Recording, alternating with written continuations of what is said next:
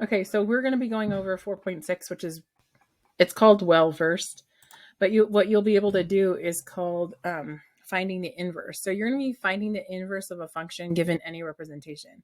This word inverse might be new to you. I'm not sure if you ever heard of this word or not, but the word inverse just means to undo. Okay, so if I ask you all, like, hey, can you undo opening the door? And you would be like, you mean close the door, Miss Johnson? I'd say, yeah. Can you undo it? And so you would close the door. And if I said, okay, well, can you undo adding? What would you guys say is undo adding? What would undo adding be? What would undo adding be? Yeah, subtracting. Perfect. So you're going to be finding the inverse, or you're going to figure out how to undo a function given any representation. When they say representation, it's how I give you the function. So I've given you functions in terms of like the actual rule, like f of x equals 2. I've given it to you in a table. I've given it to you in a graph. I've even given it to you like as a context, like a word problem. And so now you're going to be able to undo all those things. The question that you should be able to answer today is, how can we find the equation of an inverse efficiently? So that's what we're really concentrating on. And earlier I said that this is actually one of the main topics that we learn in the very beginning of integrated 3.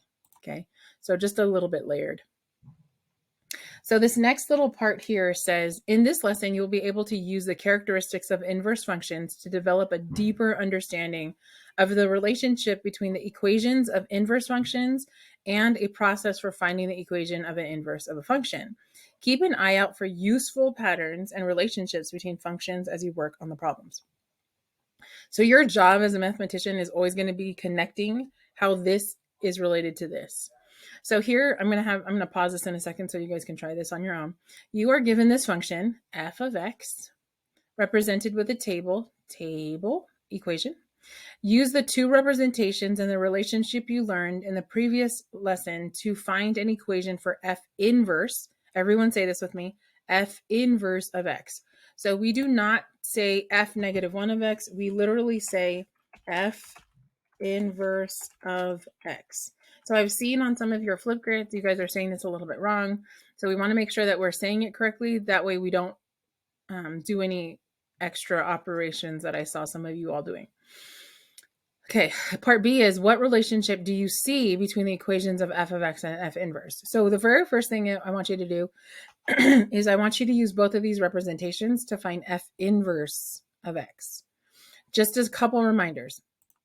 The word inverse we talked about before. Do you guys remember what I told you how to find the inverse? I said 2 directions. What were the 2 directions?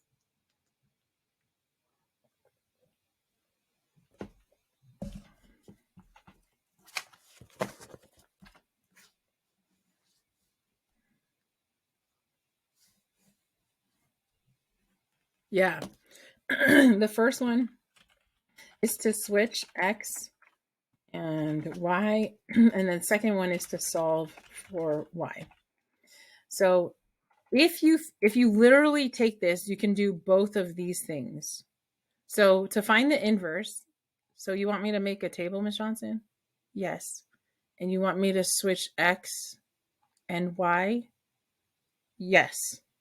Okay. Then I want you to do this one as well. And you're like, Ms. Johnson, I don't see y. Just put y on top of f of x, and that's your y. And I want you to switch x and y and then solve for y. Everybody good? Yes? Okay. I'm going to give you a second to get that done. Okay, so we just talked about how to find it. So we're going to find it ourselves. Do I want to type? How do I want to do this? Yeah. So when you're literally switching these, except for now you're writing f inverse here. So actually, let me type it out. Let me pull up your thing so that it makes more sense. So when you're switching the table, not that difficult, right?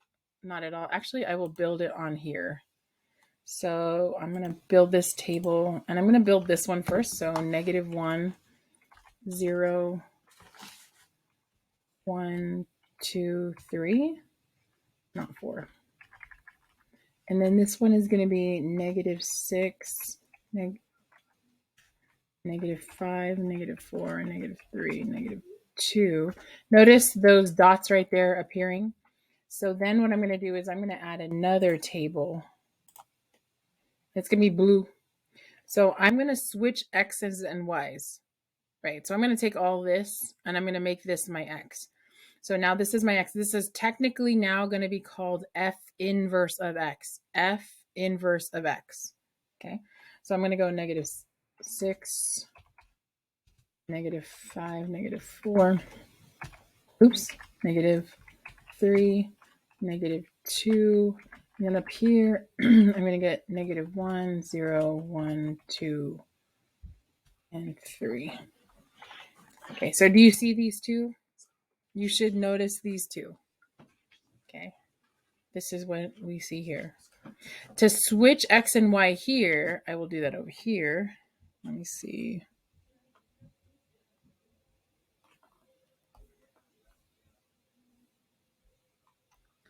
So where is this? Oh, yeah. So to switch these two, all I'm doing is I'm saying Y equals X minus 5. You all told me switch X and Y. So I'm going to switch X and Y. So I get X equals Y minus 5. And then solve for Y. So then +5 plus 5, X plus 5 equals to Y. Which makes sense because you all told me earlier, if I said, how do you undo subtracting 5? You guys would all say, oh, add 5. Right? You all would say, oh, just add 5. So if I graph those two on the same, where's this guy? If I graph those two guys on there, right? So we get Y equals X minus 5. That goes through there. And if I graph another one, Y equals X plus 5, that goes through there. Anybody notice anything? Anybody notice anything?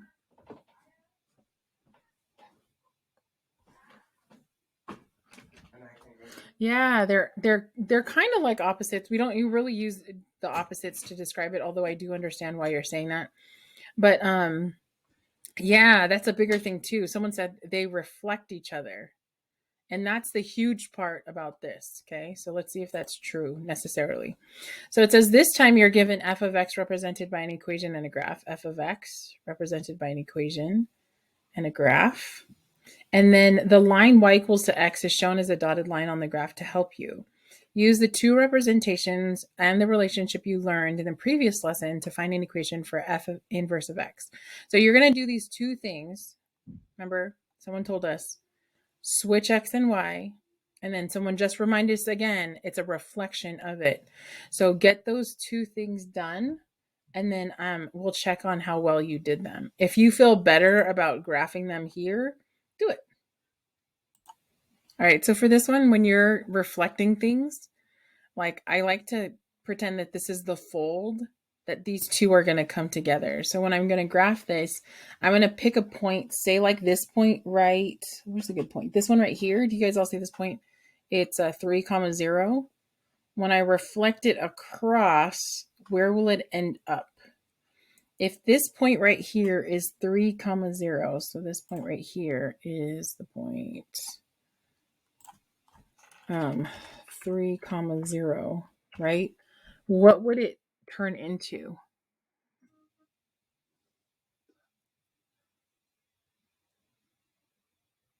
Yeah, it turns into 0, 3 because of what Litzy told us. Litzy told us,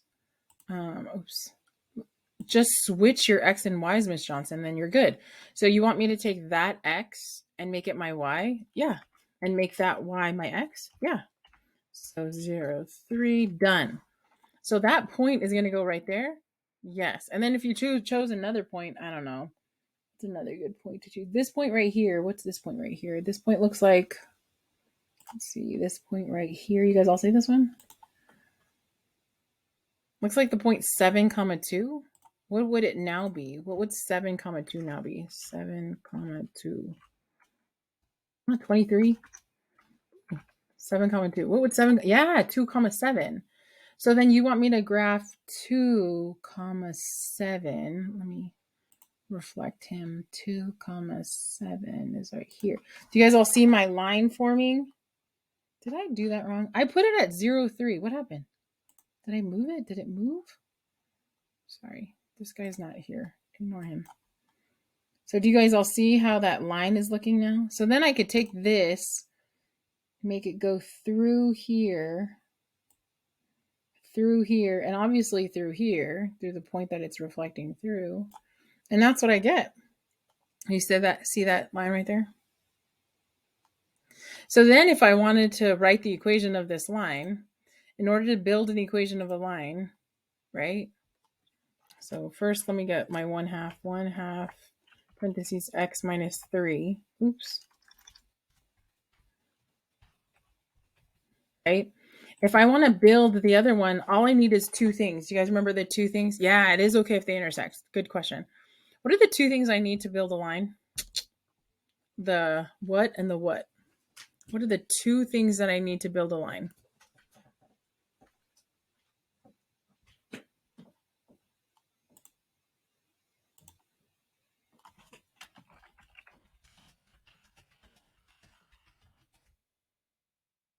Yeah, I need the slope and the y-intercept. So because I already have this graph right here, all I'm going to look is for the intercept. What's the intercept of this blue line right here? What's the intercept of this blue line right here? What is the intercept? So the intercept is where this line crashes into the y-axis. What is that?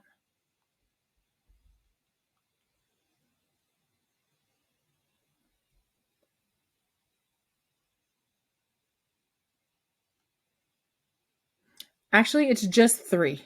We're just going to go off with 3, right? Because that's where it crashes into the y-axis. Not -3, just regular 3. So when I'm writing my equation y equals mx plus b, that 3 right there, remember, it just goes right here, right? And then I have to find my slope, which it's between these 2 points. So whenever I'm looking for slope, I'm looking for how much it goes up versus how much it goes over. Do you remember those triangles of slope that you guys all learned in 7th and 8th grade? So how much does this go up?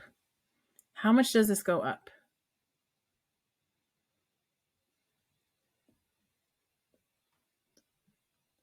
How much does this go up? Yep, it goes up 4. Thank you.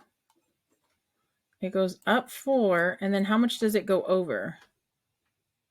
Yeah, 2. So my slope is rise over run. So you just want me to put my slope as 2? Now take a look at this. Now some of you are instantly seeing the connection between these two. Some of you are instantly seeing the connection between these two. And some of you are like, Ms. Johnson, is that really a reflection? I don't know. Graph y equals to x and see. Are you convinced that the blue line is a reflection of the red line across the green line? And you guys are like, yeah, that looks really good, Ms. Johnson. So this is how you would find it just from the graph. But I also want to encourage you to find it by using the actual equation. So let's do that really quick. So again, you guys said, hey, Ms. Johnson, you said just to switch x and y and then solve it. So I'm going to say x equals to 1/2 x. Oops, that's not supposed to be x. That's supposed to be y minus 3. So when you're solving this equation, for those of you who don't know, Ms. Johnson always uses SADMAP. So SADMAP says this is the order in which you solve equations, right? And actually, this is the order in which most people learn how to deal with numbers. First, you added and subtracted, then you multiplied and divided. You learned about exponents. Parentheses is probably before this, but that's okay. So the very first thing that you see is you see subtraction and addition, but that subtraction and addition is stuck in parentheses. So I can't get to this until I deal with these parentheses. See how parentheses is all the way back here? I can't get this out. So some of you, yeah, absolutely. Some of you are gonna say, oh, I need to add 3 to this side. No, some of you want to distribute this half. You can. But the very first thing that I want to get rid of or undo is this half right here. Very first thing. So I'm going to, how do you get rid of half? How do you get rid of this half?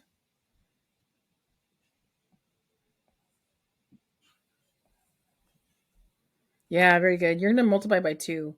So multiply by 2, you get 2x equals to y minus 3. 2x equals to y minus 3. Does that make sense? And then what would you do next? What would you deal with next? Yeah, perfect. Add 3 to both sides, Miss Johnson. Perfect, done. Hey, Miss Johnson, that's the exact equation that we found earlier.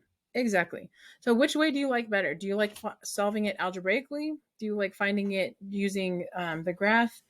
Whichever way you like better, make sure you develop both ways, because actually this way, using this way will never fail you.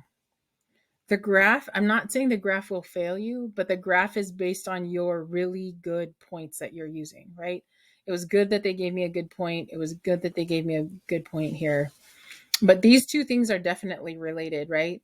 Instead of this slope being up 1, right 2, up 1, right 2, now that slope, which I guess I should draw it in, right? We said this and we said this. So you guys can see this. Sorry, that's a bad line. I can't draw. But there you go. This line here has a slope of up 2, right 1, versus this one has a slope of up 1, right 2. Right? Do you see how even that switched? Man, Miss Johnson, everything switches. Yes, that's why that's our definition. Someone said, Miss Johnson, did you multiply by 2 because 2 is the denominator? Exactly. To get rid of the fractions, to get rid of the fractions, I multiply by the denominator, because then that makes my life a little bit easier. All right, so yes, I want you to try this one. So this one, I want you to actually try algebraically to solve first. I want you to try algebraically to solve and see if this makes sense. All right, so for those of you who are practicing, awesome, good work. For those of you who are stuck and like, oh, I can't do this, I don't know how to do this, stick with me. Don't go offline right now. Okay, so for this one, it's still more of the same. Like, there's nothing, they're asking you to do the same thing over again. So here's another equation. Find F inverse. What relationship do you see between F inverse and F? So here, there's several different ways for you to do this. Let's see. So what did you guys do here first for this one? Wait, sorry, which one do you want to see first? Graph or function? All right, graph. So with the graph, all I do is I pick really good points. So for example, this looks like a really good point right here. And then this looks like a really good point right here. So I'm going to use these 2 points to reflect it. So this point here is the point 0, 1. So if I reflect the point 0, -1, my bad, negative, 0, -1. Oh, what makes a good point a good point? Okay. Can you tell me if this is a good point right here? Do you see this point right here? Hold on, it's going to show up right there. Is that a good point? What do you think? Yes? No. No. Why isn't it a good point?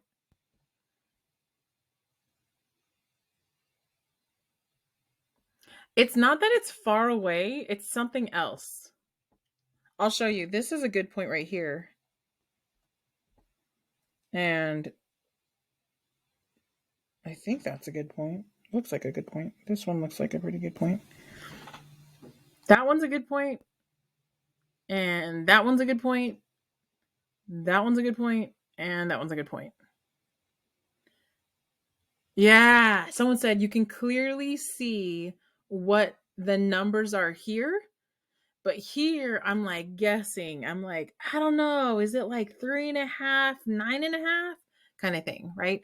This is a really good point because it's very clear. Like if I said, hey guys, what's this point? 90% of you are all going to say the same thing. Someone said, is it because it lands on a whole number? Exactly.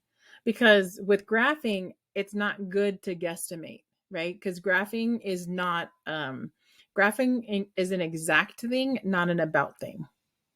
Does that make sense? So yeah, I would not use that point. I would use that point. I would use that point. I probably would use this point at the top of my little eye there. I would use this point. So yeah, okay. So now, because I have this point 0 comma negative 1, I'll use this point and that point since they're both off. So 0 comma negative 1, and according to what our friend told us earlier, what is the point that's reflected?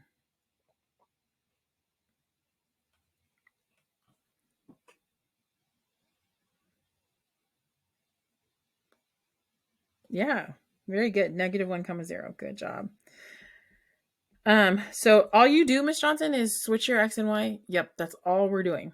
Okay. So for this one right here, what would you say this one is right here? The one at the top of my eye.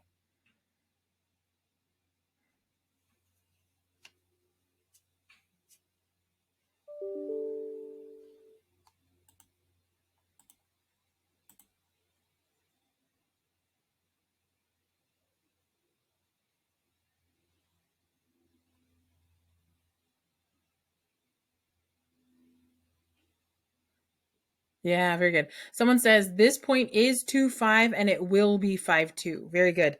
So this point is 2 comma 5.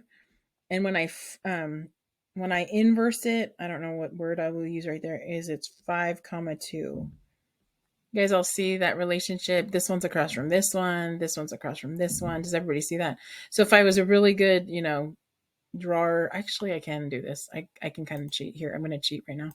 I'm going to draw using my shapes, using a line. I'm just going to go this way like this. Go through here. Through here. No. There. That's pretty good. And then there's my little line. Yes, I should have reflected more of it, but I was really trying to get in there and be precise. So it went from 2, 5 to 5, 2, right? It went from here to here. So all you're doing is switching X and Y's, Miss Johnson? Yes. Miss Johnson, do you change the sign? I don't know. You tell me. 2, 5, 5, 2. 0, negative 1, negative 1, 0. No, I didn't. Right? Okay, so the next thing that I'm going to do is I'm going to inverse the function. So again, when we're inversing the function, so y equals to 3 parentheses x minus 1 plus 2. The first thing that we're going to do is switch x and y. So x equals 3 parentheses y minus 1 plus 2. So what did you guys do first? What did you all do first here?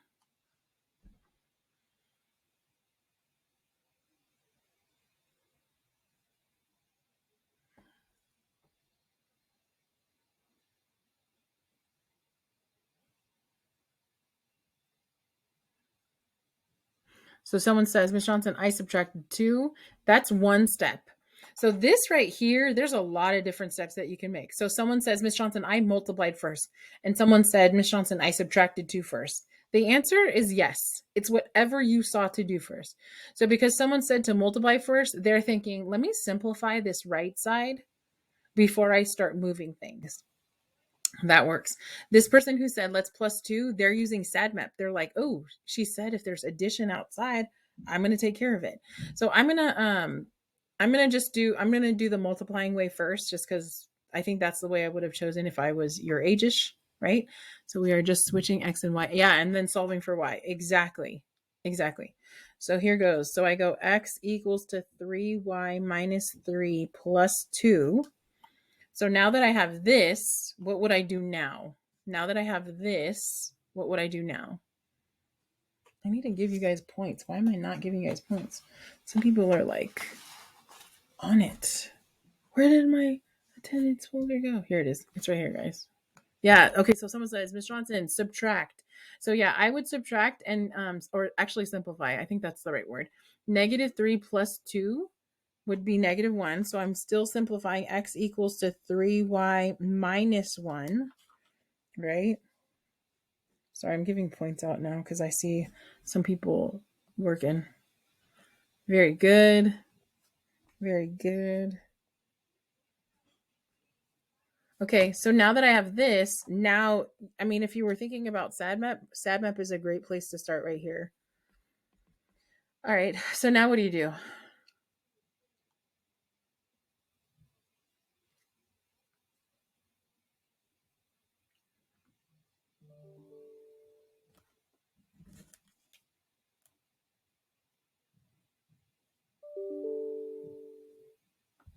Yeah. So then I would get rid of this guy. I would add 1 to both sides. Ah, something happened to my little writing. Give me a second. So I would just add 1 to both sides. So I get x plus 1 equals to 3y. And then you guys would be like, oh, now divide. Okay, perfect. So I now divide, and so I get y equals to x plus 1 over 3. So if you think about these two, this compared to this, some of you instantly saw how these two were related. This guy's subtracting 3, this guy's adding 3, this guy's multiplying by half. Here we're multiplying by 2. Here, some of you are like struggling a little bit to see how these are related, and they are. It's just one of them is like one of them is simplified and the other one is not. So the person who said to subtract 2, your equation may look a little different than this, but it is still correct. Okay. So the person who says, and I'll do it really quickly to the side, they said they probably did x minus 2 equals to 3 parentheses y minus 1. And then they divided by 3. So they did x minus 2 divided by 3 equals to y minus 1. And then finally they added 1. Adding 1 does not get popped up to the numerator. Okay. If I add 1, I can't pop it up to the numerator because that means that would imply that these two have the same denominator and they don't. The reason why I showed you both of these is because I think I have some people like, wait a second, is that still true, Miss Johnson? So I want to make sure that I pull a Desmos over here so that you guys could all see it. And then compare all three of them. So let me graph one by one. Let me graph that first one. So here it says 3 parentheses x minus 1 close plus 2, right? And then so this is the line, not a big idea because it's right there. And then I'm going to graph these other two. I'm going to put these other two on there just so that you guys can see it doesn't matter. So this one right here is parentheses x plus 1 over 3, right? And this one over here is going to be parentheses x minus 2 parentheses over 3 out of there plus 1. And if you notice the green one and the red one, and you're like, where'd the blue one go? The blue one's under the green one, right? So that implies that these two are exactly the what? What does this imply when I do this?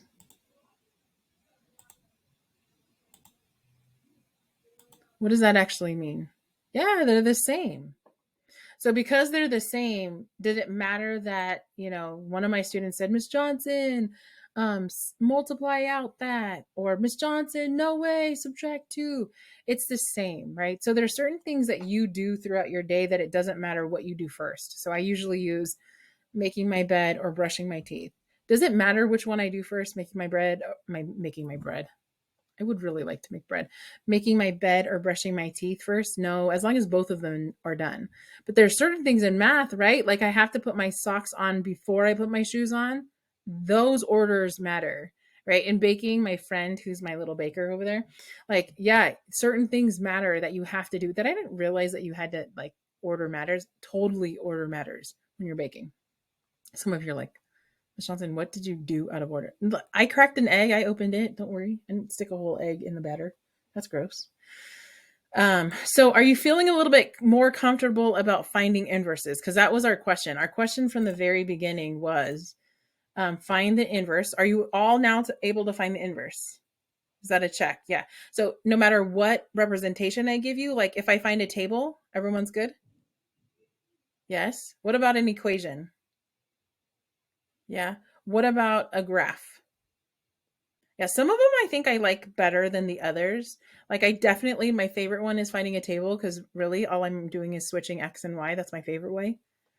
Probably next would probably be finding the equation using an the graph. Someone said the graph. Miss Johnson's favorite is not the graph, just because number one, you all see how like, she's challenged with drawing straight lines, right?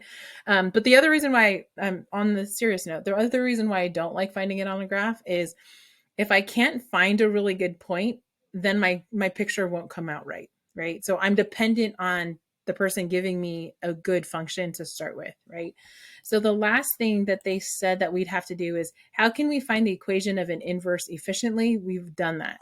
So if you think about all the things that we've done, we finished them all. I want to check this. So I think we finished here. So now I'm going to show you this. If I said find the equation of the inverse, show that you've checked your work with the relationship. So now here's something that I want to share with you. This looks like a bunch of gibberish, and I want to explain what this is. Okay. This says if f of a equals b, then f inverse of b equals a. Like, what? What are you saying here? So let me explain this using a table, the graph, and then the equation finally, because then it'll make sense. So remember, we're switching a and b in terms of b and a in terms of inverse and function, okay? So this is all they're saying. If I give you a table and I say f of -1 gives me -6, and then I look at his inverse, remember blue was inverse, it means f of -6 gives me out -1. So let me, where is that? Is it right here? Yeah, it's right here. So Ms. Johnson, are you just saying they switched places? Yeah. Oh, Ms. Johnson, that's been the theme of today. Switch the places. Yes. Switch X and Y. Exactly. So we also did that using this table. Remember, I mean, not the table, the graph, because we found a point, we switched the point, and that's how we found the inverse. This guy's X is this guy's Y. This guy's Y is this guy's X, right? So yes, we know how to do that. And then last but not least, what are they talking about in terms of the function? I'll explain that using the one that we just actually found. So where do I get this? So I'm going to use this. It's so funny. You're funny. Okay, so here. So what are they talking about in terms of this? So I'm going to take some number. I don't know. Can someone give me a number? Any number that you want. Just give me a number. Okay, someone said 7. So you want me to plug in 7 here. That's why you gave me the number. So I'm going to go with f of 7. This is me checking. Okay? So I'm going to go f of 7 and plug it in. I don't know what f of 7 is. I don't care what f of 7 is, but I want to see if that relationship holds over here. Okay, so I'm going to plug in f of 7. So I get f of 7 equals to 3 parentheses 7 minus 1 plus 2. So I get 3 times 6 plus 2. So that's 18 plus 2 is 20. So f of 7 is 20. Guaranteed. This happens every single time, and I want to make sure. Leave your answer alone. Don't do anything. Okay, just leave that alone. People like to do all kinds of stuff because, they don't really understand what they're doing here. So this is what I was looking for. I was looking for f of 7. Calculations gave me 20. So this is the point 7 comma 20. So I don't even have it. So if I graphed out 7, doesn't it look like it would be all the way up here at 20? And you guys are like, yeah, it would be. So I checked this first part. F of A is B. Okay, so then F inverse of B. So you want me to plug in something to this one, Miss Johnson, or this one? Yeah, I want you to plug in something to this one. Good. What do you want me to plug in? Do you want me to plug in 7 again? Or do you want me to plug in 20? So looking at this, do they want me to plug in 7 or 20 to F inverse? What do they want me to plug in? 7 or 20? Exactly. They want me to plug in this guy's output to see if I can get out the input. Sounds weird, I know. So here goes. So I'm going to plug in 20. So again, this is my check. I'm going to go 20 plus 1 divided by 3 equals to 21 over 3, and it's 7. Was it supposed to be 7? Was it supposed to be 7? Someone say yes or no. Was it supposed to be 7? Yeah, people are paying attention. I love it. Okay, so wait. What, Miss Johnson? What you basically just checked was that these two work for f of a being b and f inverse of b being a. This guy's input is this guy's, say it with me.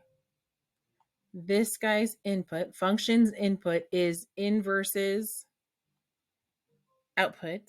And this guy's output, what was inverses? Very good. Input. Now, I've tried to do stories about this and it really didn't work until I understood, like, oh, I could use like shopping and returning as an example. So a function is like you're doing something, okay? So let's pretend that you go to the store or you go to Amazon. Amazon is perfect. Amazon is not perfect. I'm just using it as an example. So I'm going to use the function of Amazon being a function. Oops, I don't know how to spell Amazon. Let's try that again. There, Amazon. So at Amazon, what do? You shop correctly. What do you give to Amazon? What's the input for Amazon? In order to get something, very good. The input for Amazon is money. It goes in to Amazon. This is the function, right? And then what comes out of Amazon? Why did you give Amazon money? I know, you guys are like, lots of stuff. I know, stuff. Okay.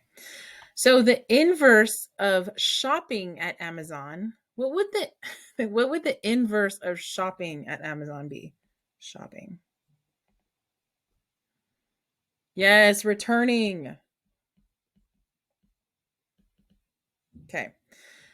Now, if you're paying attention, this will make sense. So the input for shopping is money and the output is the stuff. Now, when you're returning, what is the input? What's the input when you return stuff? Nope. Yeah, it's the stuff. And what's the output? Money. Very good. So before, I'm just going to be gross for like 2 seconds. I'm so sorry, but you guys all know how I am. Okay. And if you don't know how I am, you're welcome. So before, I used to tell them that, like, I used to tell my students, it's like food and poop. Do you guys all know where I'm going? Why is this bad? Lizzie's already laughing at me. Yes, you all understand why this is bad. Some of you are shaking your head. Okay, let me explain why this is bad. So it made sense going this way. It did not make sense going this way. I know some of you are laughing, but I just thought of another example. Okay, look. So we are humans. We breathe in oxygen and we breathe out carbon dioxide. Mr. Ellis would be so proud of me right now, wouldn't he? He would be so proud. Okay, but who are our inverses? Who are the inverse of breathing in oxygen and out carbon dioxide? Who's our inverses? Anybody know this? I think this is so neat. Trees. Yay, trees. I read your lips. Okay. Yes, trees or plants, anything in general, the growing things are inverses because they take in a lot of stuff, okay? But they take our carbon dioxide, they take our waste, and their output is oxygen. Does everybody get this? Yeah. So I know. Isn't the Amazon thing way better than the food and poop? Aren't you glad that I changed my? I know you guys are like, shut up, Miss Johnson. All right. Moving on. So I want you to try this. I'm skipping these two because you guys have already practiced this. I do want to talk about this because something very interesting happens in terms of the new word that's on the screen. What's the new word that's on the screen that we haven't talked about in terms of inverse?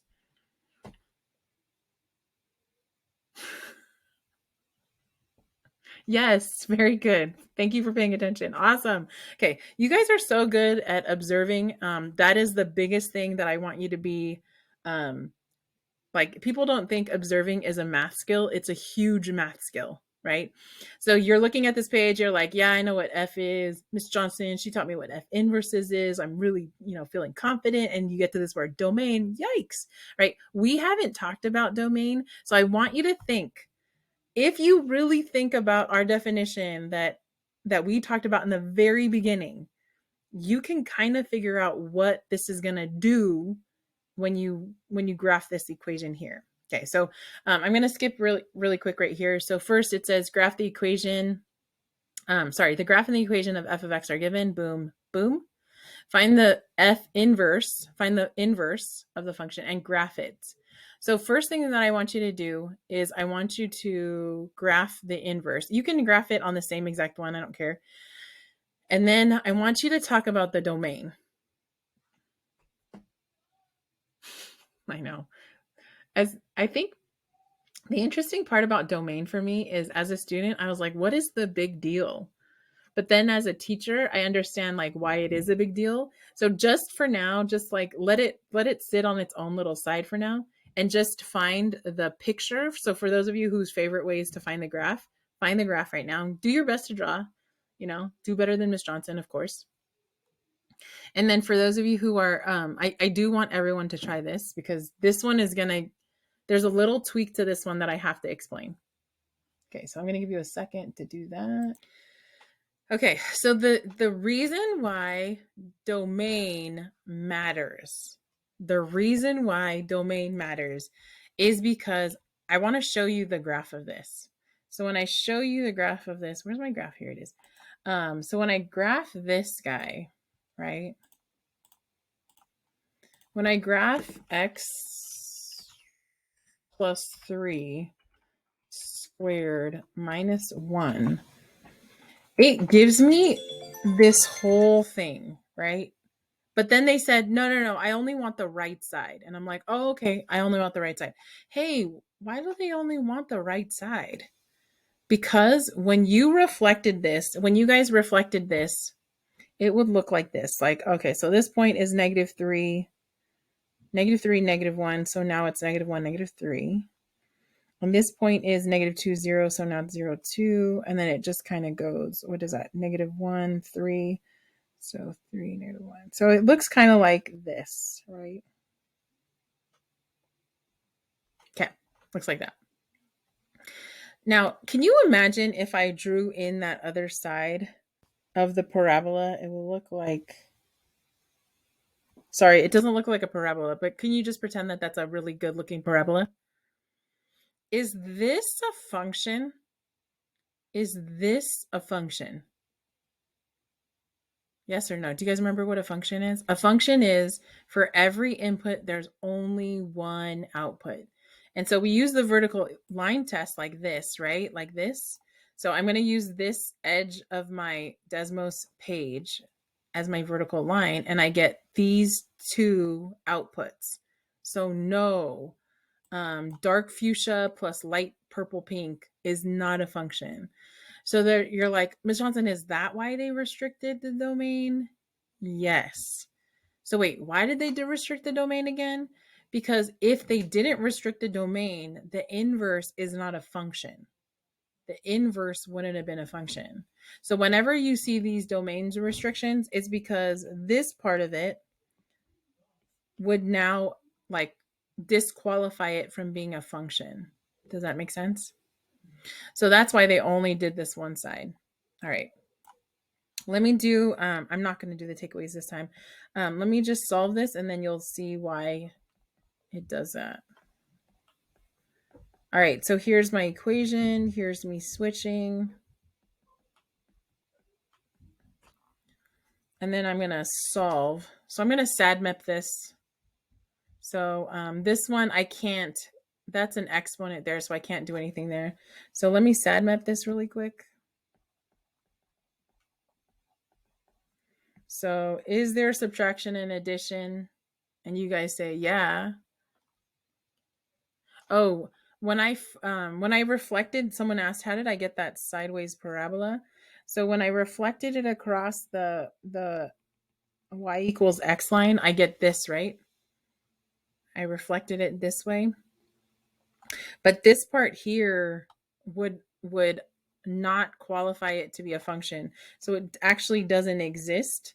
That's why they gave you the domain restriction of x is greater than -3, because we only wanted this branch here. So we only graphed that branch here. Does that make sense? So I was trying to show you this is the reason why we do that. All right, moving on. So we go +1, and then we go +1. So this is x plus 1 equals to y plus 3 squared. All right, this is the part that you guys are all going to remember. So I'm going to get rid of the square root. I'm going to get rid of the squared by square rooting. What did I tell you always to do? Whenever you take the square root, what do you always have to remember? What did I tell you guys? What do you always have to remember?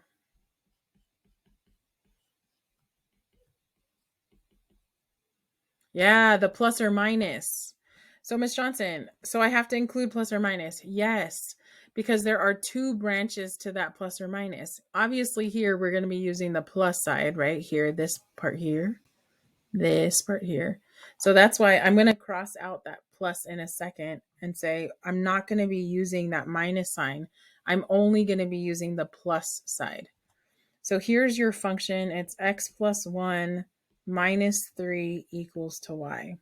So if I was to graph these two, you would see